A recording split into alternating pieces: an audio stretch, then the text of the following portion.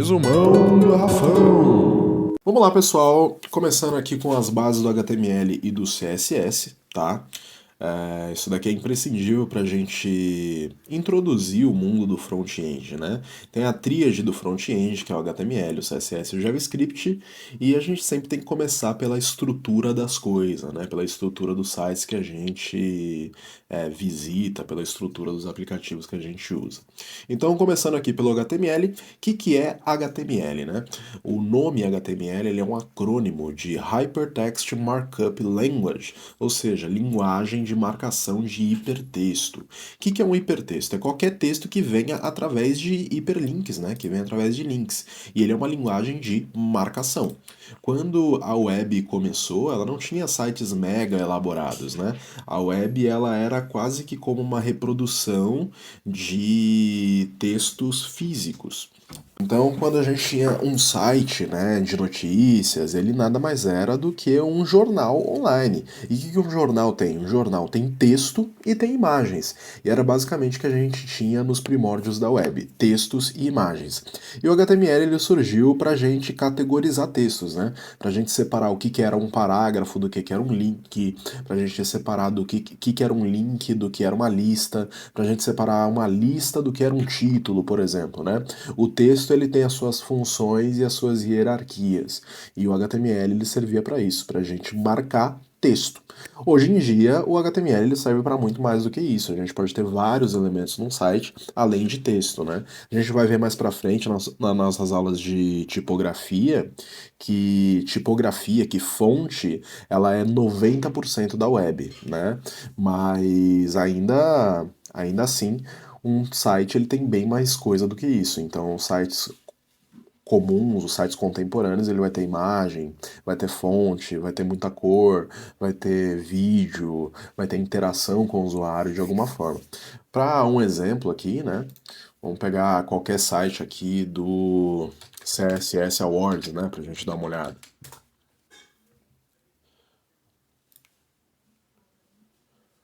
CSS Awards, para quem não conhece, é um site que premia sites relevantes no mundo do design, né? Que tem uns designs inovadores. Vamos pegar esse daqui, né? O Puro Agência, para a gente dar uma bisoiada.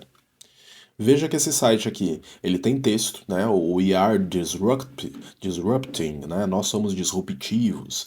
É, Ele tem texto aqui no meio, tem texto aqui na logo, tem texto no menu, né?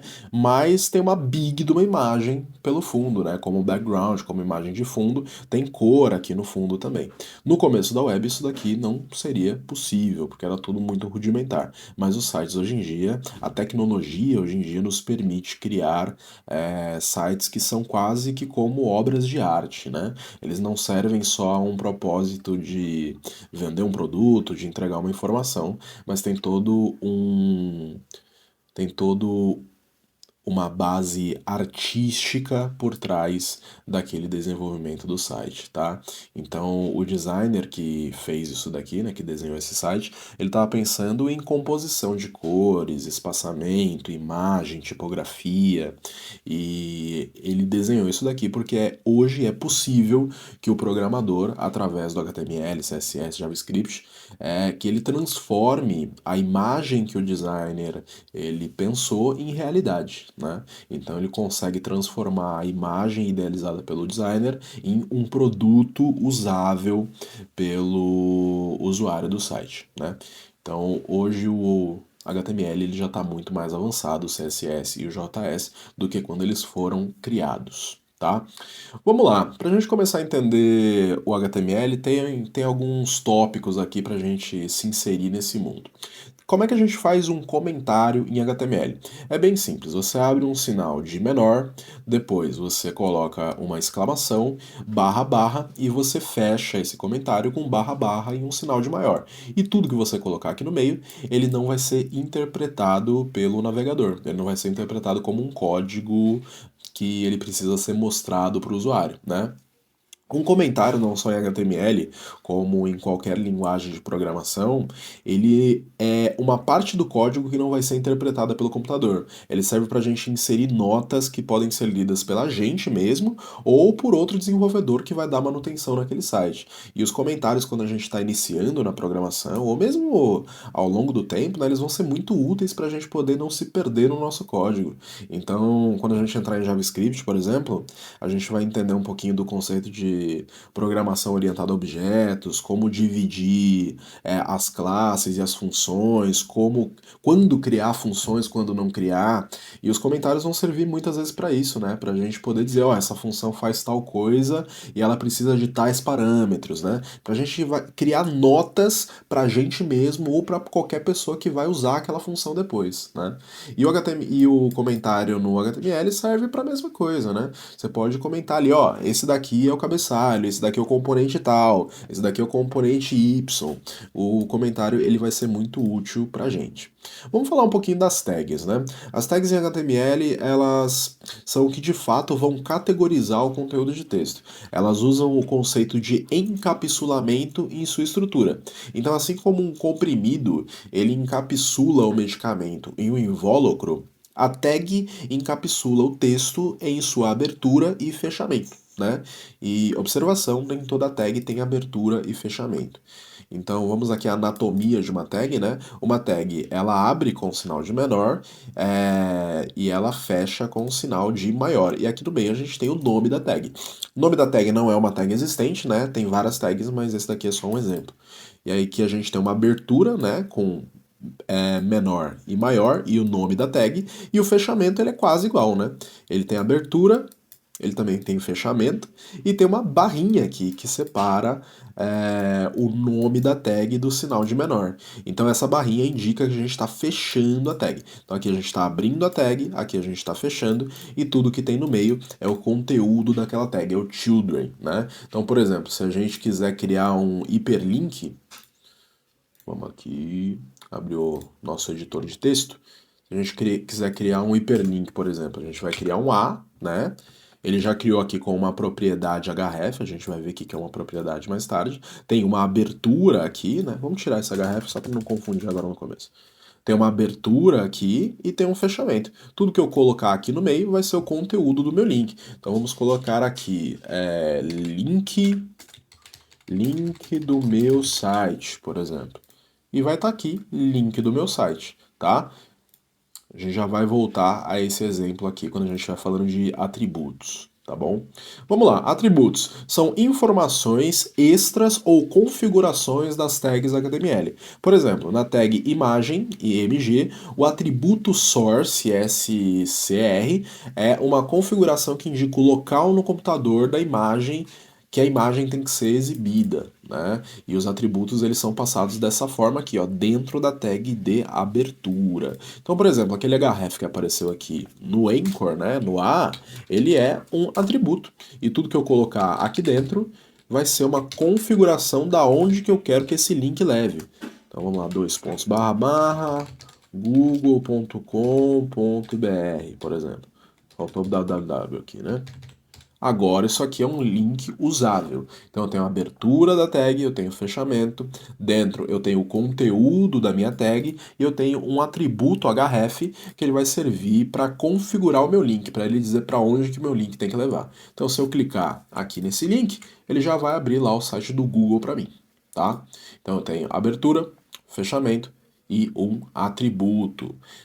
Todas as tags têm atributos globais que dá pra gente usar nelas, tá? E tem tags que têm atributos específicos dela. Por exemplo, o href ele vai ser um atributo específico do anchor, específico do A.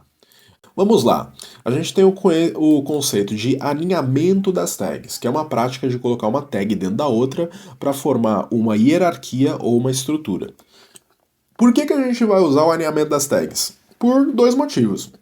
Para a gente criar hierarquia ou para a gente criar uma estrutura. Então, se eu quero falar que alguma coisa está subordinada à outra, eu vou colocar ela dentro daquela tag. E se eu estou criando uma estrutura de alguma coisa, eu vou colocar ela dentro daquela tag. Então, digamos que eu estou criando um menu de navegação.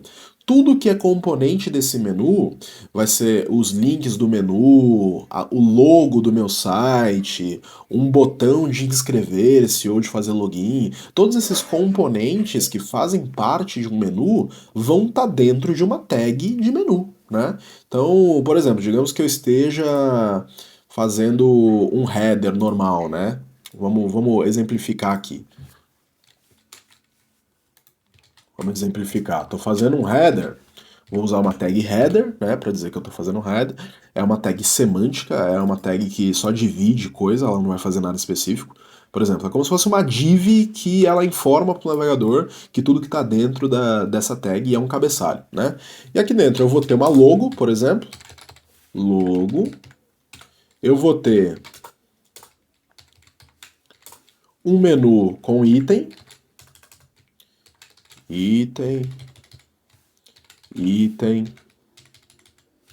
item, e eu vou ter um botão de se inscrever, por exemplo, de fazer login. Vejam que tudo que está aqui dentro, a logo, o meu menu e o meu botão, eles são subordinados ao elemento pai, que é o meu menu, né? O meu menu é tudo isso daqui. Isso daqui são elementos do meu menu. Então, para eu criar essa hierarquia do que manda e do que obedece, eu vou colocar eles dentro de uma tag só. Eu vou usar o conceito de alinhamento das tags. Então, eu criei uma estrutura e criei também com isso uma hierarquia do que manda e do que obedece. Criei uma estrutura de header, né? Vamos voltar aqui. Vamos falar um pouquinho sobre semântica. A semântica no HTML são as tags que ajudam a dar significado para os elementos de um site, definindo o que é título principal, o que é cabeçalho, com o header, por exemplo, que a gente acabou de ver, o que é um menu com o nav e assim por diante, tá? Essas tags semânticas a gente vai usar para definir o que é cada coisa dentro do site. Então, o cabeçalho eu vou colocar dentro de uma tag header. O footer, que é a parte mais baixa do site, vamos pegar um exemplo aqui. Vamos entrar na wall para a gente dar uma bisoiada. Ó, isso aqui em cima, ó, é o cabeçalho, é o header, tá? É o header do meu site. O que o header tem? O header tem logo, o header tem vários ícones aqui, na direita tem uma busca, e a gente tem um overheader aqui, né, com alguns links úteis para os usuários, né, ingresso, bate-papo, wall, biriri, bororó, e lá embaixo, vamos lá embaixo, a gente tem o footer.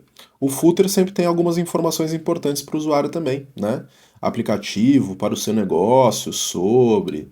Então tem alguns componentes que todo site usa.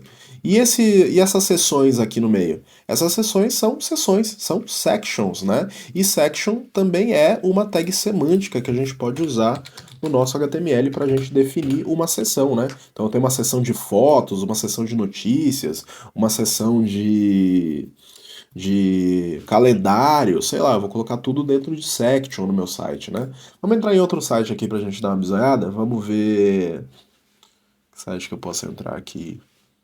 Vamos ver o GitHub. Entrei aqui num GitHub específico, que é o meu, né? Mas não precisa ser o meu, na verdade. Vamos entrar num GitHub raiz aqui. Pronto. Ó, aqui a gente tem um header muito bem definidinho, com um logo, um menu, uma barra de busca, e aqui na direita eu tenho para eu me inscrever ou para eu fazer login, tá? É um header bem simplesão, mas é um header, tá? É um header. Aqui eu tenho uma seção aqui embaixo. Aqui a gente tem uma seção. Abaixo disso provavelmente tem outra seção. Aí, ó, outra seção. Outra section, né? Nossa, tem muita animação nesse site do GitHub, tá até bugando o meu navegador aqui. Olha que bonitinho isso aqui. E lá embaixo, como de lei, a gente vai ter o footer, que tem o logo de novo e algumas informações importantes para o usuário, né? Plataforma, API de desenvolvedor, parceiros, GitHub Desktop, se você quiser baixar. E lá embaixo a gente tem o copyright, né? Falando que isso daqui que tem direito de imagem do GitHub, a gente não pode usar o system design do GitHub onde a gente quiser, porque isso daqui é patenteado por eles, os termos de privacidade, o mapa do site e um wiki ao Git. Na direita a gente tem as redes sociais do GitHub, né? Então o footer geralmente ele vai ter o quê? Ele vai ter o copyright e ele vai ter algumas redes sociais e algumas plataformas que tem muitos serviços, eles trazem outras informações importantes para o usuário, né? Como se fosse um mapa do site. Geralmente no footer tem mapa do site, copyright e o link para redes sociais, tá? É o que geralmente tem em um footer. E para a gente definir o que é um footer ou o que não é um footer no HTML, a gente vai usar uma tag chamada footer. E aqui dentro a gente colocaria menu, copyright, redes sociais e biriri bororó. Tá bom? Então sobre HTML é isso. Vamos às bases do CSS, tá? Vamos falar um pouquinho sobre princípios de Pareto antes da gente ir para as bases do CSS. O Vilfredo Pareto, ele era um economista italiano e ele criou esse princípio de Pareto que também é conhecido como regra dos 80-20. Qual que é o conceito disso daí? O conceito é que 80% dos nossos resultados, eles são causados por 20% das ações. Ou seja, 20% das coisas que a gente faz ao longo do nosso dia é que dão 80% dos resultados que a gente tem ao longo do nosso dia. Para que a gente vai usar isso em HTML, CSS, em programação em geral? A gente vai usar isso para a gente entender que a gente não tem que saber tudo, né? Se a gente souber 20% de todas as tags HTML, 20% de tudo que o CSS pode fazer e 20% de tudo que o JavaScript consegue fazer, cara, a gente já vai conseguir construir uma infinidade de projetos. A gente não precisa saber tudo. Então, quando você entrar numa documentação, por exemplo, aqui eu tenho o MDN, né, a documentação do HTML. Quando você entrar numa documentação, vamos colocar aqui MDN, HTML, né? E você se deparar com uma infinidade de coisas, não se preocupa, você não precisa saber tudo. Você precisa saber o básico para começar. E com o CSS é a mesma coisa, tá?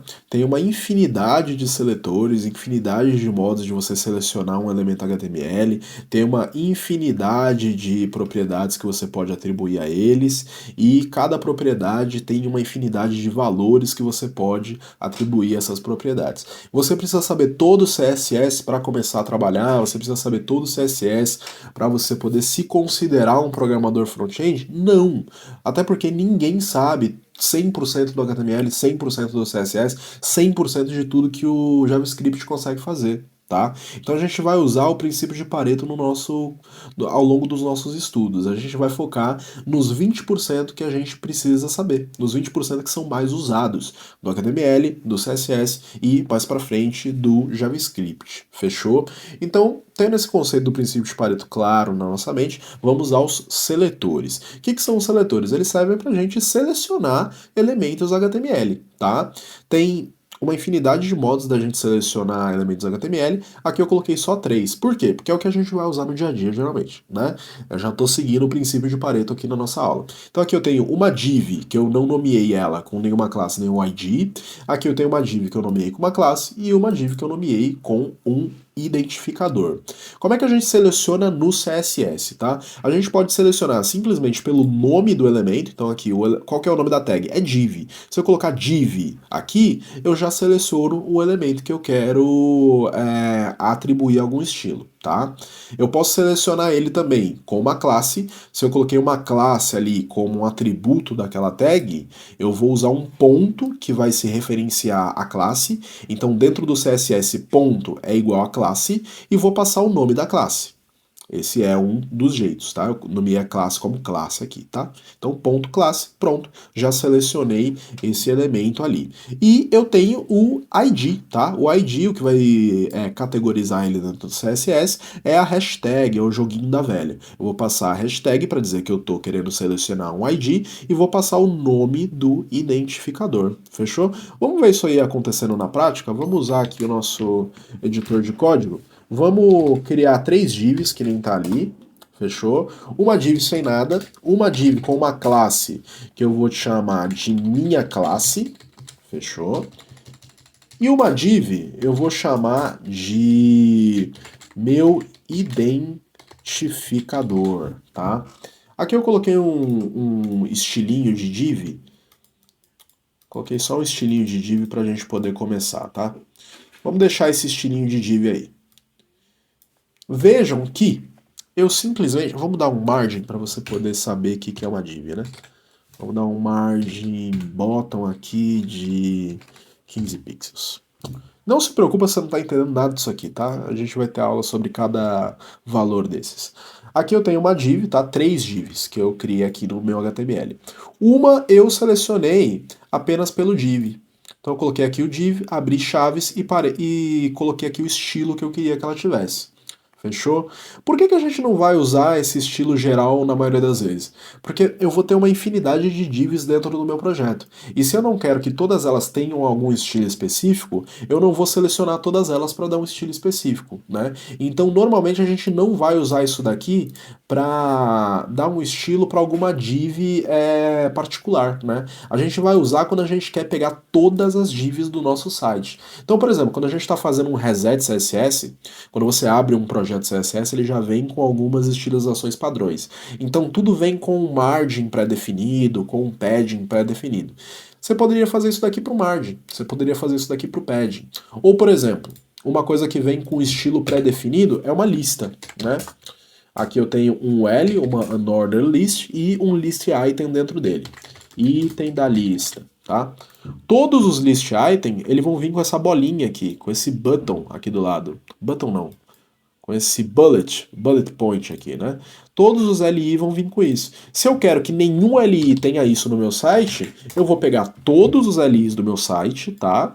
E aí eu vou dar um list style none para tirar essa bolinha dali, né? Então quando a gente está tirando algum estilo específico, a gente vai usar esse seletor geral, esse seletor global. Se não for esse o caso, a gente vai preferir dar uma classe ou um identificador para aquela div, para aquela coisa específica, tá? Então, beleza.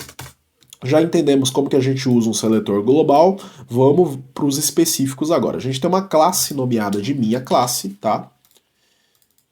Eu já sei que para eu chamar uma classe no CSS eu tenho que colocar um ponto e tenho que colocar o nome da classe. Fechou? Deixa eu apagar esse UL aqui para a gente não confundir. Beleza, qual que é o estilo dessa classe? Eu coloquei um tamanho dela horizontal aqui de 200 pixels, o width, e eu coloquei um height de 200 pixels também. Ou seja, ficou um quadradão, né? Ficou um quadradão. Eu coloquei um background color de vermelho, tá aqui vermelho, se eu mexer nessa propriedade, ele vai mudar de cor, tá? E um margin bottom de 15 pixels, para nada que eu colocar aqui embaixo ficar grudado na minha div. Então é isso daqui, ó. Eu sei que é uma classe, eu coloco um ponto e coloco o nome da classe. Com o identificador é bem parecido, tá? Vou colocar um hashtag, nome do identificador, abrir chaves e tudo que eu colocar ali dentro vai dar o estilo do meu identificador. Vamos mudar isso aqui, vamos deixar azul esse daqui. Aí beleza, eu tenho uma div nomeada com identificador, e outra div nomeada com uma classe, tá? Quando que eu vou usar um, quando que eu vou usar outro, Rafa? O identificador ele é usado para selecionar um elemento específico e ele não pode ser repetido. Cada identificador tem que ser único. Ou seja, se eu tenho um elemento no meu HTML que eu quero mudar e ele é um elemento único que só é usado uma vez, né? Só vai ser usado naquele contexto. Aí eu vou usar o identificador. Beleza? Agora, se eu tenho elementos que eles têm características semelhantes, aí eu vou usar uma classe, porque aí eu vou poder usar ela mais de uma vez. Então, digamos aí que eu tenha aqui no meu HTML uma infinidade de classes, e eu quero que todas elas tenham o mesmo estilo, a mesma cara. Aí eu vou usar classe. Eu não poderia colocar aqui o ID e o mesmo nome de ID para 20, 30 classes, tá? Para 20, 30 divs, para 20, 30 elementos. Se eu tenho vários elementos que eles têm que ter o mesmo estilo, eu vou usar classe. Se eu tenho um elemento só, que eu quero dar um estilo específico, aí eu posso usar ID. tá? Geralmente a gente vai usar uma classe. Geralmente a gente vai usar classe porque na maioria das vezes eu não tenho certeza se eu vou reutilizar aquele elemento ou não. Às vezes eu coloquei um botão específico numa parte do site e eu quero que o outro botão em outra parte do site tenha a mesma cara, mas eu não tenho certeza se a outra parte do site vai existir ou não vai. Cara, na dúvida, usa a classe. Você não tem certeza que você vai usar uma vez só? Usa a classe. Tá bom? Para não dar BO. Vamos às propriedades. A gente já falou dos seletores, que é como que a gente seleciona um elemento HTML. Vamos às propriedades. As propriedades elas são usadas para definir estilos, características visuais dos elementos HTML. Elas especificam como um elemento deve ser exibido, a sua cor, seu tamanho, posicionamento, fonte, entre outros, né? Aqui a gente tem um H1, né, um título H1. Ele tá com color blue, ou seja, um título azul. O tamanho dele, a font size, é de 24 pixels, margin top de 10 pixels, ou seja, a margem para cima dele é de 10 pixels. Tudo que está aqui dentro são propriedades do seletor H1. Esse seletor está selecionando todos os títulos H1 do site e essas propriedades estão dando um estilo específico para ele. Tá bom? Aqui embaixo a gente tem os 20% de CSS. Pode ter um pouquinho mais, um pouquinho menos, isso aqui é o que eu julgo que é o mínimo para você começar a trampar, né? Para você começar a desenvolver os seus projetinhos, para começar a ser fluido com a estilização. A gente tem o padding, que ele define um espaçamento interno para os elementos, o margin define um espaçamento externo para os elementos. Aqui a gente tem algumas propriedades de texto, para a gente poder trabalhar com texto. Aqui a gente tem umas propriedades de cor, para a gente poder trabalhar com background, color, biriri, bororó. Propriedades de disposição, né? Display flex, display grid, e dentro do display flex tem um basicão de display flex, né? Que é o justify content, align items e flex direction. Você sabendo isso aqui, você já consegue sair do básico. Você já consegue olhar um layout simples e fazer. Tá? Você sabendo tudo isso daqui. Eu vou fazer uma aula só sobre esses 20%, explicando cada coisinha dessas, mas não vai ser hoje. Por enquanto, tivemos a nossa teoria básica de HTML e de CSS. Vamos fazer um exercício para a gente já colocar em prática tudo que a gente viu.